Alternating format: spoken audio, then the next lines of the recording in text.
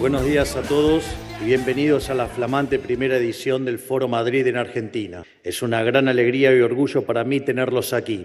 Quiero saludar a todos los dirigentes de La Libertad Avanza aquí presentes y también a los líderes internacionales que han venido desde lejos para dar hoy, junto a nosotros, la lucha más noble que uno pueda dar, que es la lucha por la libertad.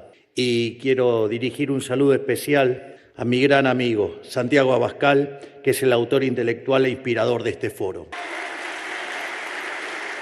Hoy voy a hablarles de dos fenómenos que, si bien son especialmente relevantes para nuestro país, se pueden observar también en los principales países del mundo occidental. El primero es nuestro cuestionamiento a lo que nosotros llamamos el partido del Estado. Esas estructuras políticas que, independientemente de qué sello partidario utilicen, rechazan el modelo de la libertad, porque su mera subsistencia depende de ello, que no es otra cosa que lo que en la Argentina se ha popularizado como la casta. El segundo, y como advertencia al mundo que nos está mirando, es sobre por qué es tan difícil salir del abismo sin fondo que es el socialismo. Muchas veces digo que en algún sentido los argentinos somos profetas de un futuro apocalíptico que nosotros ya vivimos, pero que el resto de Occidente aún tiene por delante. Lo digo porque, como lamentablemente en los países líderes del mundo libre, se vuelve cada vez más populares las ideas que hundieron a la Argentina en la miseria y se olvidan o se cuestionan precisamente las ideas y valores que impulsaron el indiscutible desarrollo global de los últimos 250 años. Esto hay que repetirlo hasta el hartazgo porque mucha gente lo menosprecia. Los últimos 250 años fuimos testigos de la hazaña civilizatoria más importante de la historia humana. Y este proceso fue posible principalmente gracias al desarrollo del capitalismo de libre empresa a lo largo y a lo ancho del mundo, que apuntaló a la humanidad en lo económico, en lo social, en lo científico, en lo cultural y en todas las dimensiones de la vida humana. O sea, este periodo de expansión de la vida humana fue posible porque se cultivaron, se respetaron e incluso, cuando hizo falta, se defendieron con uñas y dientes los tres derechos fundamentales del ser humano: el derecho a la vida, a la libertad y a la propiedad. En particular, en lo económico, primó la noción de que la búsqueda del libre interés individual produce beneficios colectivos, Adam Smith Dixit, y que, por lo tanto, el empresario que arriesga capital en pos de una ganancia es un benefactor social, no un villano que gana a cuesta de los que demás pierden, como nos quieren hacer creer los resentidos de la izquierda. Durante 250 años, el capitalismo de libre mercado, regido por este simple principio, hizo milagros en el mundo. Generó una explosión de riqueza tan dramática que sacó de la pobreza al 90% de la población, llegando al punto que para el año 2020 solo el 5% de la población global vivía bajo la pobreza extrema. Hoy una persona de clase media tiene mejores niveles de vida que lo que tenía un rey hace 200, 300 años. Por eso no es casualidad que aquellos países que son más libres hayan crecido el doble que los reprimidos, ni que tengan un PBI per cápita 12 veces mayor que el país reprimido, que tengan 25 veces menos de pobres en el formato estándar y 50 veces menos en el formato extremo. Este último dato a los socialistas les da pavor, porque no soportan la idea de que un pobre pueda prosperar a través del mecanismo de mercado y sin la dádiva de un político. A veces no sé si es un problema de fatal arrogancia o es un problema de que se les cuestiona el modelo de negocio. Pero bueno, esa es otra discusión. Durante los primeros 125 años de este proceso, nosotros los argentinos estuvimos en la punta de lanza en el desarrollo global y la sociedad toda gozó de las riquezas generadas por este modelo. Con el sol de la economía libre brillando sobre la patria, en pocas décadas pasamos de ser un país de bárbaros a ser el primero de la historia humana en eliminar el analfabetismo y además, en 1895, después de 35 años de plena vigencia de la Constitución, inspirada en las ideas de Alberdi, de ser un país de bárbaros nos habíamos convertido en la primer potencia mundial. Eso fue lo que nosotros llamamos la era de oro de Argentina. Pero ese siglo de oro concluyó cuando la dirigencia política decidió abandonar los principios que nos habían traído tanta riqueza y adoptar del modelo del Estado presente y la mal llamada justicia social. Así comenzó la era de humillación argentina que se extiende hasta hoy. Bueno, hasta el 10 de diciembre del 23.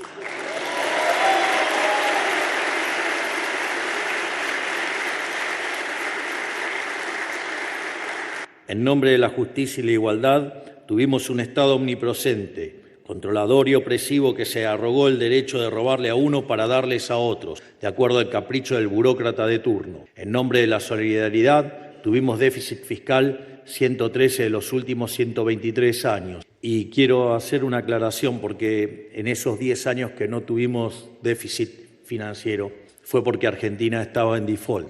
Por lo tanto, algunos que menosprecian, cuestionan o minimizan algo que no se pudo hacer en 123 años, nosotros lo logramos en el primer mes de gestión. Y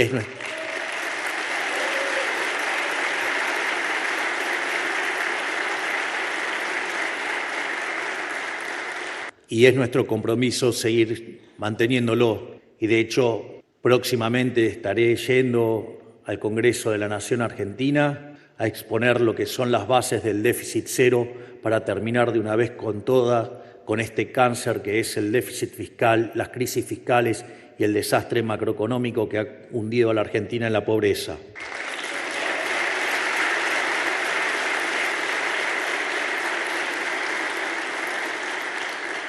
En este contexto de tanto déficit fiscal, en estos últimos 123 años, se castigó a los creadores de riqueza con impuestos impagables y se los condenó públicamente como villanos. Como no alcanzaron los impuestos para financiar el déficit, se tomó deuda que rápidamente también se volvió impagable.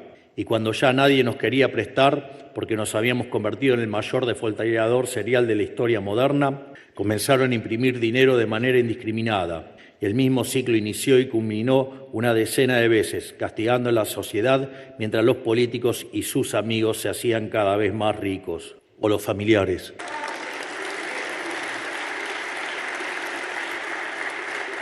Por 100 años nos desviaron de la vía del progreso por el que el resto del mundo libre siguió avanzando, mientras todos los países que se integraron al sistema global se desarrollaron.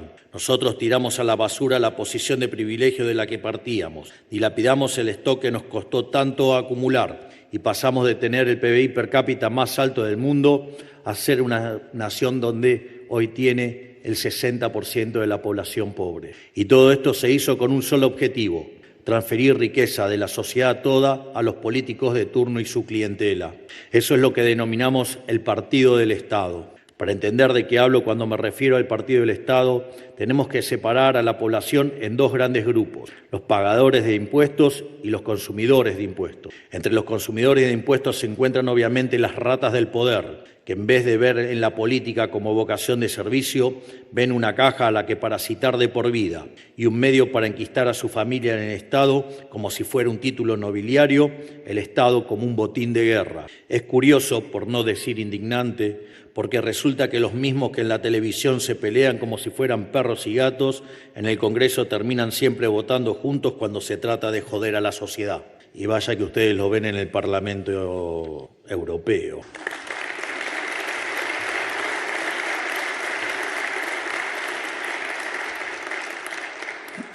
Es una regla tácita de la política argentina de los últimos años. Cuando más voto tiene un proyecto en el Congreso, peor es para la sociedad. Pero el problema no se detiene en ellos, sino que abarca a todos los que reciben plata y favores del Estado, como contraprestación por defender con uñas y dientes el statu quo en lugar de defender los intereses de la población, que es la que realmente llega y paga, con sus impuestos. El partido del Estado no se agota en los políticos y en los contratistas. Es decir, no solo es la casta política, sino que también son los empresarios prebendarios. Pero no, claramente que la casta no termina ahí. En esta larga lista podemos encontrar a los periodistas y a los medios de comunicación, que hoy son poco más que un servicio de propaganda en venta al mejor postor. Podemos encontrar a los sindicalistas que entregan a los trabajadores a cambio de prebendas, a los gerentes de la pobreza, quienes administran asistencia social de los más vulnerables y los obligan a marchar contra sus propios intereses bajo la amenaza de cortarles el plan. O los supuestos científicos e intelectuales que creen tener una titulación académica los vuelve seres superiores y por ende todos debemos subsidiarles la vocación.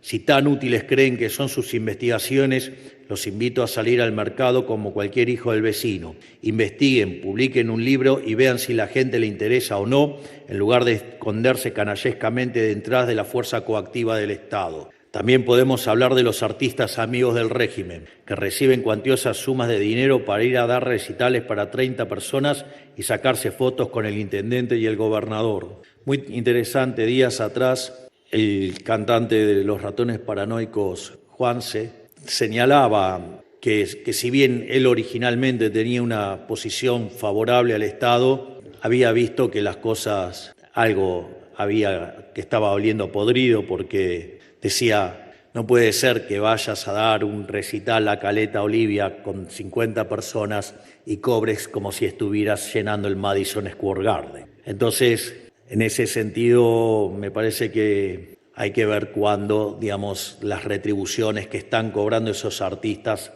las pueden validar a mercado, porque si no, claramente es una estafa. Lógicamente, como parte de su circo irrisorio, tienen que recurrir a sofisma del estilo de que esos recitales son gratis, pero como aprendimos de Milton Friedman, no hay tal cosa como un almuerzo gratis. Esa frase, además de Milton Friedman, en realidad tiene que ver con su origen judío. Digamos, Milton Friedman era un judío polaco, y básicamente lo que hace es referencia a la salida del pueblo hebreo de Egipto, y que tiene que ver con que el pescado gratis, básicamente, los retrotraía a Egipto. Es decir, en Egipto el pescado era gratis, pero no era gratis, porque a cambio de eso se perdía la libertad. Y esa lucha sigue siendo, digamos, la lucha que hoy persiste en nuestros días. Y también es importante conocer sobre lo que fue esa lucha del pueblo hebreo saliendo de Egipto,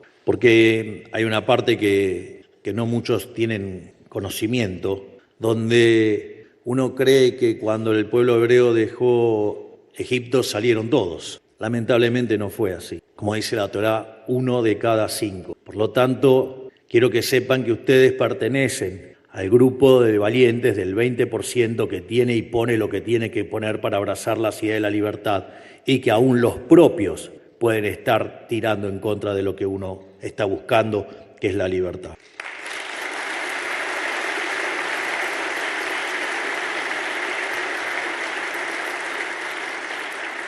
Volviendo a la lógica del discurso, también podemos hablar de los proveedores de servicios de un sistema decrépito que subsidia la oferta en lugar de la demanda. De esta manera, lo único que se logra es destrozar por completo la competencia, garantizando monopolios de amigos que brindan servicios de calidad paupérrima sin temor alguno a perder su clientela. Son muchos los mecanismos mediante los cuales se terminó montando una especie de apartheid democrático, en el que los políticos, sus amigos, socios, proveedores y clientes viven vidas paralelas al común de la sociedad, ajenos a la mayoría de sus problemas y gozando de los múltiples privilegios que disfrazan de derecho. Y todo esto a expensas del sudor y la obediencia de los ciudadanos desamparados, que no tenían una silla en la mesa del poder y tienen que financiar mediante coacción una fiesta a la que nunca fueron invitados. Tiene que entenderse de una vez que el sistema de privilegios de la política y el empobrecimiento del resto de la sociedad son las dos caras de la misma moneda.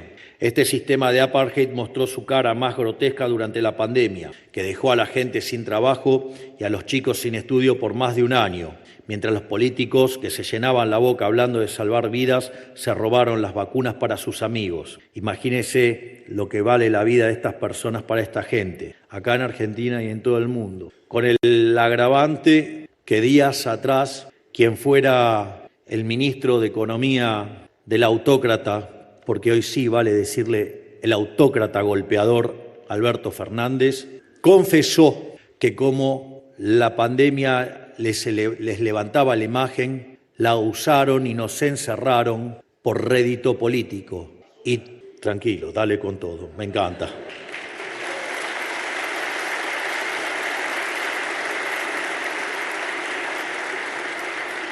Yo esto lo recuerdo como un evento muy interesante. Yo recuerdo que por esa fecha publiqué probablemente uno de los que han sido mis mejores libros, que se llama Pandenomics. Y una de las cosas que uno notaba cuando miraba los números era que si Argentina hubiera hecho las cosas como un país mediocre, deberían haber muerto por el COVID 30.000 personas, 30.000 de verdad.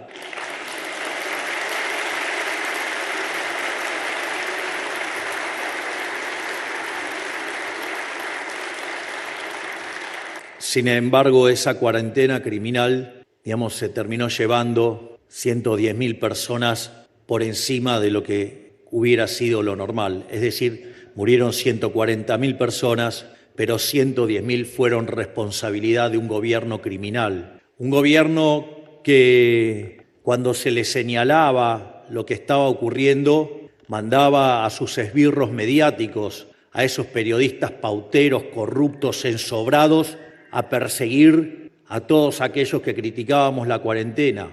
Se jactaban de ser un gobierno de científicos y desde ese púlpito acusaban a todo el mundo. Profesionales de la salud cómplices. Digamos, algún día alguien va a estudiar o analizar en Argentina por qué, si en todo el mundo la solución para atacar a una epidemia era testear, ¿por qué en Argentina se testeaba tan poco? Sin lugar a dudas, pero yo soy Poder Ejecutivo, no Poder Judicial, muchachos.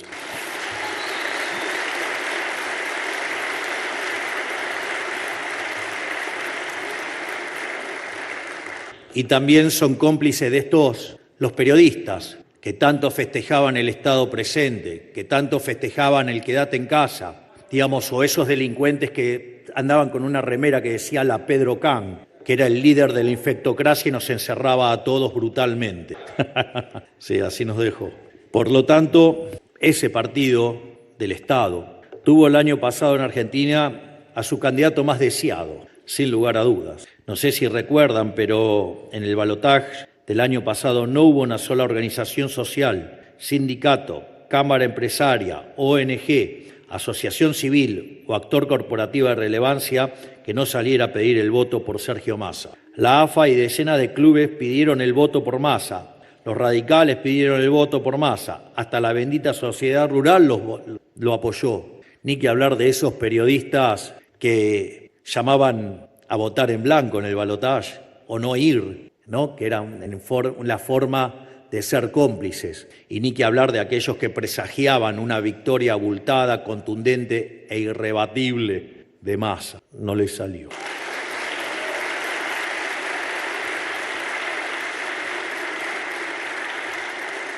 Porque, en definitiva, Massa era eso, era el candidato del Partido del Estado, el candidato de todos y cada uno de los que tienen algo que perder si este sistema podrido que le arruina la vida a los argentinos cambia. Y por eso se resisten tanto al cambio, por eso tanta crítica, por eso tanto ensañamiento, porque la casta tiene miedo y tiene miedo por la caja.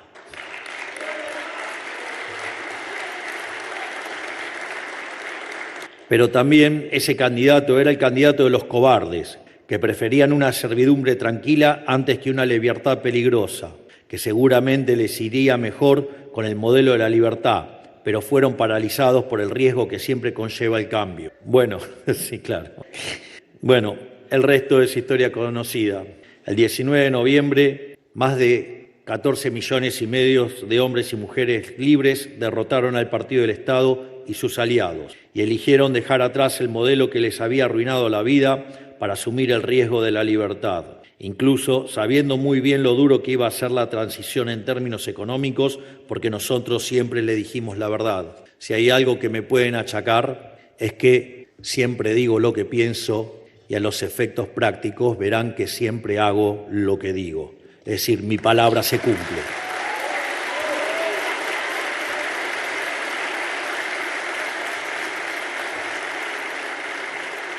Y lo importante es que tengamos claro que fue tan solo la primera victoria en una guerra que es mucho más larga, porque tuvimos que desactivar la hiperinflación plantada que iba en dirección al 17.000% anual. Tuvimos que sanear el balance de un banco central destrozado que estaba avanzado sobre los depósitos de la gente, equilibrar un déficit fiscal consolidado de 15 puntos del PBI y darle respuesta a un cuadro de deuda leonino todo al mismo tiempo.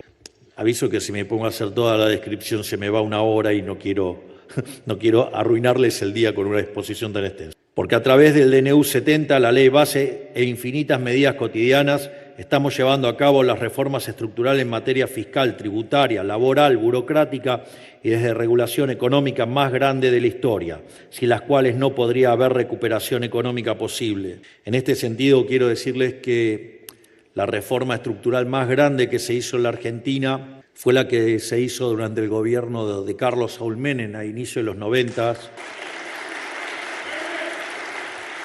y la reforma que nosotros hemos puesto en la cancha y que está en funcionamiento entre la Ley Bases y el DNU 70 es 8 veces más grande que esa reforma. Por lo tanto, no solo que estamos haciendo la reforma estructural más grande de la historia argentina en menos de 9 meses, sino que además lo hemos hecho con el 15% de la Cámara de Diputados y con 10% de la Cámara de Senadores. Por lo tanto, quiero que sepan que estamos comprometidos a hacer el mejor gobierno de la historia y vaya que con lo que hemos hecho ya hemos dado más que prueba suficiente. Porque tenemos que gobernar un país en las peores condiciones económicas jamás heredadas, con indicadores propios de un país en guerra. Y porque tenemos que hacerlo siendo la presidencia con menor apoyo político de la historia, o sea, el gobierno con menos diputados, menos senadores, menos gobernadores y menos intendentes de la historia democrática, pero sin duda con el que más convicción ha mostrado a lo largo de toda la historia argentina.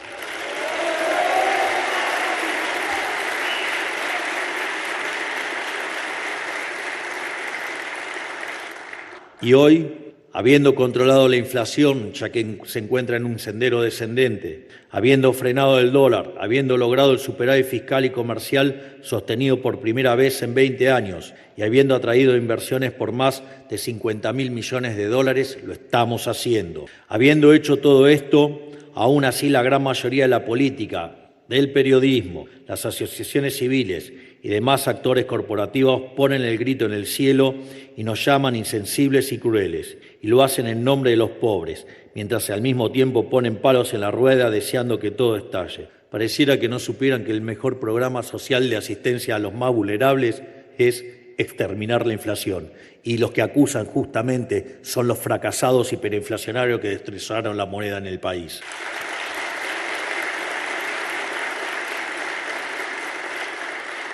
Por eso, acá quiero ser muy claro con algo.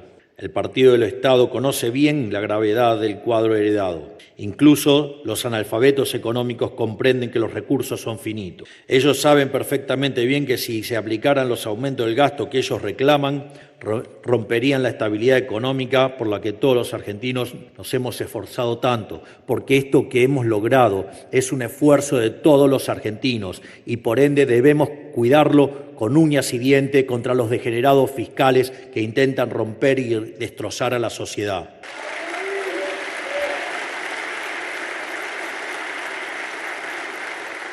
Así que no se confundan, a ellos les importa un pepino los jubilados y la educación pública, solo les interesan sus negocios con la política y la casta política. De hecho, se los hago. Los degenerados fiscales están dispuestos a quebrar al Estado y que 10 millones de argentinos más caigan en la pobreza y la miseria, con tal de sumar unos puntitos con discursos lindos en el recinto. Desde acá se les ven los colmillos y ahora cuando discutimos el presupuesto va a pasar lo mismo. Ellos van a hacer lo imposible para que el presupuesto no salga. ¿Por qué? Porque un presupuesto liberal y austero significa el fin de miles de curros y como son el partido del Estado necesitan mantener vivo el modelo del Estado presente porque es lo que les da de comer. No les importa que el costo de sostener ese Estado infantiásico y voraz lo pague la gente con el sudor de su frente y les digo más, ellos necesitan que el modelo de la libertad fracase en toda línea, porque si nos va bien, cuando la actividad repunte y los argentinos de a pie se puedan valer por sus propios medios sin recibir ayuda de la política, ¿qué van a hacer entonces?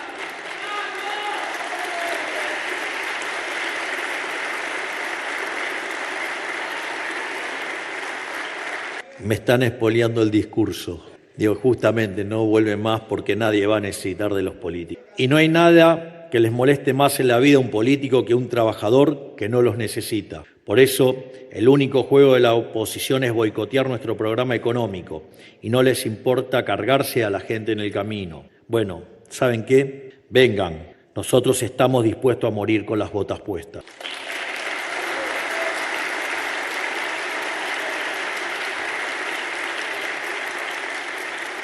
Es más, si tenemos a toda la política en contra, probablemente estamos haciendo algo bien. En definitiva, mi mensaje al mundo libre es el que nosotros conocemos las consecuencias últimas de a dónde lleva el camino de servidumbre. Lo hemos vivido y padecido durante décadas y estamos viviendo hoy, todos los días en carne propia, lo difícil que es salir y retomar la senda de la libertad. Porque la máquina de generar miseria, que es el modelo del Estado presente, se comporta como una gran cofradía de la que tantas personas, partidos, asociaciones y hasta sectores de la vida, enteros de la vida argentina, son parte interesada, que harán lo imposible para que este sistema persista. Coquetear con el socialismo puede parecer gratuito al principio, puede parecer políticamente redituable, pero a la larga siempre genera un monstruo voraz y destructivo. No por nada siempre han sido un fracaso en lo económico, en lo social, en lo cultural, y nunca se olviden que asesinaron a 150 millones de seres humanos. Por eso, como les digo cuando estuve en Madrid hace algunos meses, la batalla cultural no es algo que uno toma o abandona según conveniencia, sino que es un compromiso inalienable que uno tiene que asumir siempre, desde el lugar que le toque. No importa si uno es un laburante, un estudiante, un emprendedor, un conferencista como era yo hasta hace pocos años, o un presidente como me toca ser hoy. Y a mayor nivel de responsabilidad, a mayor nivel de influencia, aún mayor tiene que sentirse el sentido del deber. Es interesante, ¿no? Porque Santiago, con mucha generosidad, describía el impacto internacional que se está generando a partir de lo que hacemos en Argentina y obviamente como líder de este movimiento me toca estar en la primera fila y tener un nivel importante de exposición. Y obviamente que a las ratas inmundas, fracasadas, liliputienses domésticas les molesta profundamente. Y eso va desde críticas por los viajes a críticas de imbéciles que dicen que se me vota para gobernar, digamos, y no para ser popular. Habría que contarle que la inflación del 17.000 está bajando a niveles del 35 y que si limpian la inflación inducida van a niveles del 5 o 6% anual, o haber logrado el superávit fiscal, digamos, algo que nadie logró en los últimos 123 años, o, digamos, limpiar el balance del Banco Central en 7 meses cuando todo el mundo creía que era imposible, o hacer la reforma estructural más grande de la historia. Es decir, no solo estoy poniendo a la Argentina al tope mundial siendo uno de los 2 políticos más conocidos del mundo junto a Donald Trump, sino que además estoy haciendo el mejor gobierno de la historia argentina.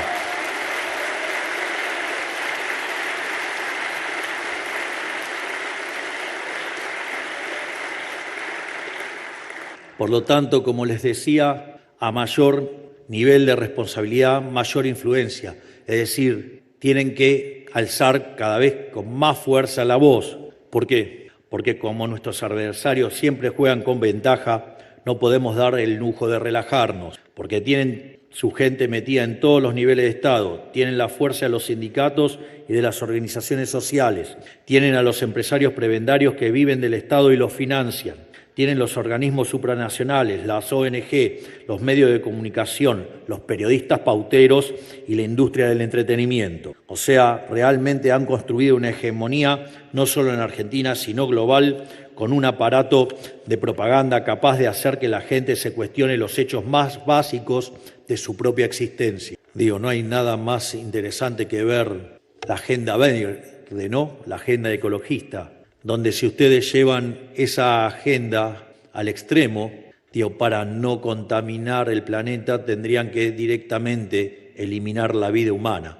Hay que ser demente para llegar a ese nivel de locura, y todo por ignorancia, porque si entendieran remotamente cómo funciona el sistema de precios, se darían cuenta que la única solución es la libertad y no meter el Estado para arruinarnos la vida. Pero claro, ellos viven de ese negocio del Estado. Y no van a ceder ni un milímetro, se van a aferrar a esa hegemonía a toda costa y van a hacer lo imposible para acumular más y más poder. O sea, no podemos darnos el lujo de relajarnos, porque miremos a nuestro alrededor, más allá y más acá, lo que se está desenvolviendo ante nuestros ojos es una verdadera película de terror. Miremos a Europa, a Gran Bretaña, a Francia, históricos líderes del mundo libre, hoy despedazados por conflictos culturales y sociales recurrentes, donde la respuesta de los gobiernos es la opresión y la censura. Miremos a la dictadura asesina del criminal Maduro en Venezuela, que a esta altura es directamente un cementerio humano, en el que adelantan la Navidad a octubre para tapar que cometieron el fraude electoral más elevado de la historia y donde ahora están metiendo preso a quien ganó las elecciones, mientras que el mundo libre se queda cruzado de brazos.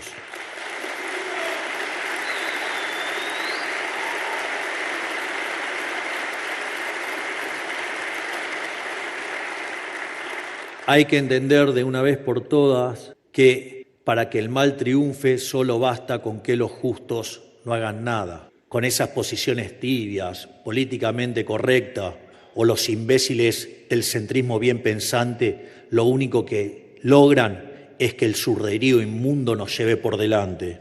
Es más, todavía hay degenerados en la Argentina que tienen nostalgia por la revolución bolivariana. Y por último, miremos a Brasil, donde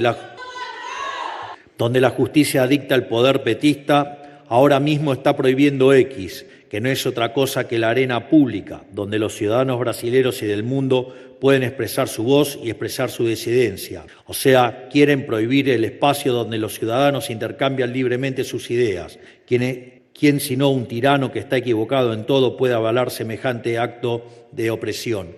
Les aviso que gran parte del periodismo doméstico, como no se bancan la libertad de las redes, claman y reclaman por el viejo formato de Twitter que tenía la censura de los woks.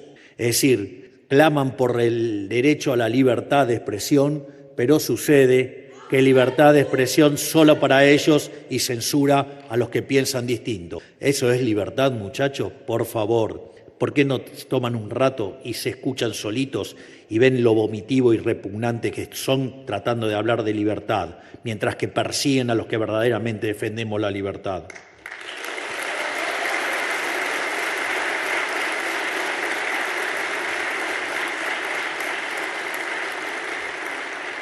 Es más, y si a algún caído del catre todavía les sorprende que tantos periodistas, que son los supuestos paladines de la libertad de expresión, defienden semejante guarangada, yo les digo que ahí no hay ninguna sorpresa. Es absolutamente esperable, porque son parte de la corporación política y la casta, digamos, que ha empobrecido a los argentinos, por ejemplo. Porque es precisamente la libertad y la horizontalidad de las redes lo que pone en jaque su monopolio de la verdad y derrumba el castillo de naipes que es su relato. Y después son esos mismos caraduras que tratan de tonta a la gente, los que dicen que la libertad de expresión e inclusive la democracia misma está en peligro con gobiernos como el nuestro. ¿Saben por qué lo dicen? Porque nosotros nos animamos a denunciar abiertamente las relaciones carnales desde hace años, hoy entre muchísimos políticos y muchísimos medios y periodistas, o como diríamos en criollo acá en Argentina, porque tienen el culo sucio.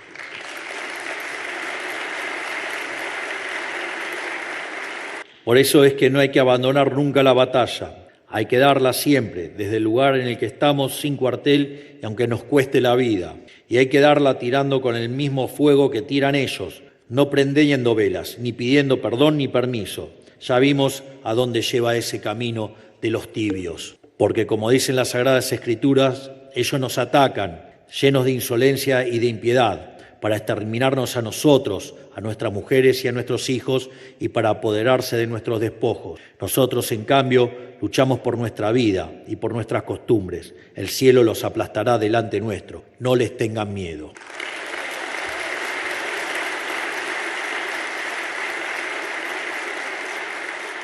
Todo esto no es otra cosa que un gran recordatorio de lo frágil que es la libertad y de las consecuencias de perderla. Hay que ganársela, pelearla por ella y cuidarla todos los días, porque te descuidas un segundo y te la arrebatan, y una vez que te la roban no te la devuelven más, y recuperarla se vuelve una tarea titánica, como estamos viendo hoy en la Argentina. Como decía Thomas Jefferson, el precio de la libertad es la eterna vigilancia.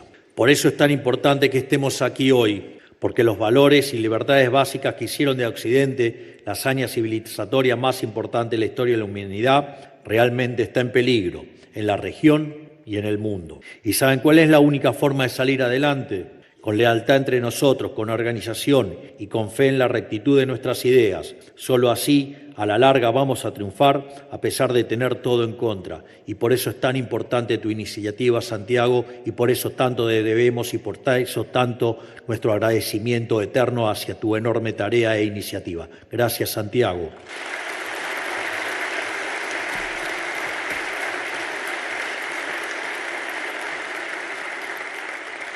A su vez, esta semana coincide con la Parashá Shofetim en el calendario de lecturas de las Sagradas Escrituras, y hay dos enseñanzas importantes que nos deja ese texto. La importancia de perseguir la justicia como condición básica para una sociedad civilizada, pero la justicia de verdad, la imparcial, no la mal llamada justicia social que administran con capricho los tiranos. Y a su vez, la noción de que cuando uno sale de la guerra solo podrá tener éxito si va con fe. Aquel que carece de fe tendrá miedo, y quien tiene miedo nunca podrá estar a la altura de lo que la lucha demanda. Nadie puede luchar bien si no tiene fe. Y vaya que nosotros sí la tenemos y vamos a dar la batalla y además la estamos ganando. Por eso, para concluir, quiero aprovechar para hablar en especial a quienes integran La Libertad Avanza, nuestro partido, y a todos los que acompañan las ideas de la libertad, desde dirigentes importantes con responsabilidad de Estado hasta el más raso de los militantes. El partido de Estado, que es otra forma de decir la casta política, está organizado, pero está organizado para arruinarle la vida a la gente de bien, al laburante. La única manera de presentarles batalla es con organización y disciplina de nuestro lado. Por eso no nos podemos dar el lujo de la dispersión ni de las peleas intestinas. Solo estando juntos podemos ser fuertes. Solo siendo leales de militante a militante y ayudándonos entre nosotros podemos defender a los argentinos de las garras del poder permanente. Trabajamos al servicio de una causa noble, verdadera y común, que es tanto más grande que cada uno de nosotros. Una causa por la que vale la pena dejar la vida. Solo abandonando nuestras aspiraciones personales podemos estar a la altura de lo que esta causa nos exige. No hay lugar para ambiciones personales. Solo así podemos ser fieles servidores de los millones de argentinos que confiaron en nosotros. Los millones que tuvieron la valentía de volver a confiar en que tener una vida mejor es posible. No les podemos fallar. Cualquier persona que no comprenda la enorme responsabilidad de pertenecer a este espacio no tiene nada que hacer en La Libertad Avanza.